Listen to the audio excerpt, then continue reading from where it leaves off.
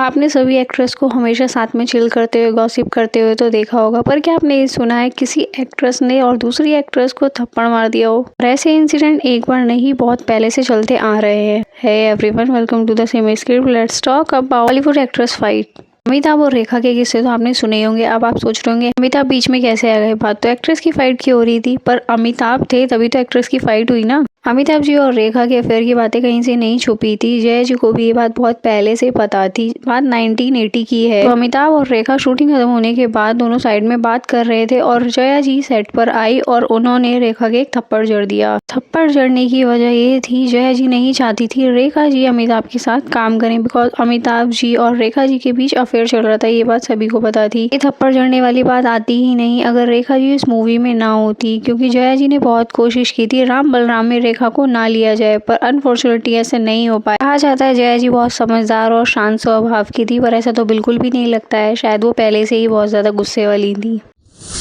अमृता राव कितनी शांत स्वभाव वाली, कितनी प्यारी और कितनी ही सुशील लगती है ना। क्या आप सोच सकते हैं उन्होंने कभी किसी की चुगली की होगी या किसी एक्ट्रेस की बुराई की होगी? प्यारे मोहन फिल्म के सेट पर ईशा देओल और अमृता राव कभी भी एक साथ नहीं दिखते थे। दोनों बस काम तो करते थे, पर दोनों एक दूसरे के अगेंस्ट थे और दोनों की कभी भी नहीं बनती थी। उनके सेट पर किसी की छोटी मोटी नोकझोंक ना हो, ऐसा तो कभी हुआ ही नहीं। छोटी मोटी नोकझोंक आम बात होती है, पर दोनों की बहस इतनी बढ़ गई थी, ईशा देओल ने अमृता राव के थप्पड़ मार दिया था। ईशा देओल की आदत थी सबकी मजाक बनाने की, खिंचाई करने की, और ऐसे ही वो अमृता की भी किया करती थी। परेशान करती रहती थी अमृता राव को। और जरूरी नहीं है आप किसी को परेशान कर रहे हो तो वो आपको हल्के में ले या फिर उसका जवाब ना दे। ऐसा ही हुआ। अमृता राव ने जब डायरेक्टर से बोला तो ये बात ईशा देओल को बिल्कुल भी पसंद नहीं आई और उन्होंने गुस्से में अमृता के सभी के सामने एक थप्पड़ जड़ दिया। कुछ मीडिया रिपोर्ट्स तो ये तक बोलती थी उन दोनों की बहुत बड़ी हाथापाई हुई थी। पहले के टाइम में ईशा देओल ने ये बात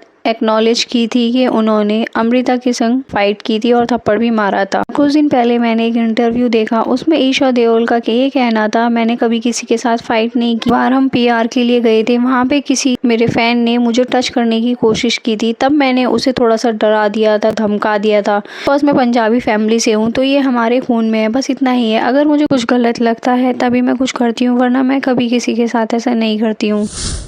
करीना को हमेशा ही ईगोइस्टिक एक्ट्रेस बोला जाता है। वो हमेशा किसी न किसी को ट्रोल करती रहती हैं, जैसे इन्फ्लुएंसर्स। उनको भी तो कितना ट्रोल किया था ना करीना ने। फिल्म अजनबी के सेट पर करीना और विपाशा की कुछ बहस हो गई थी और वो बहस इतनी बढ़ गई थी, करीना ने विपाशा को काली बिल्ली बोल दिया था और उसके बाद एक थप्पड़ तक लगा दिया था। बाद विपाशा ने बोला मैं करीना के साथ कभी काम नहीं करूंगी और ये फिल्म की शूटिंग भी पूरी नहीं करूंगी। जैसे तैसे उन्हें मनाया गया और वो फिल्म की शूटिंग पूरी की गई। क्या सिर्फ करीना ही थी जिसकी वजह से जॉन और विपाशा का फ्यूचर बिल्कुल डिस्ट्रॉय हो गया और उन दोनों को काम नहीं मिला? अगर आप ऐसी वीडियो चाहते हो तो कमेंट बॉक्स में बताना।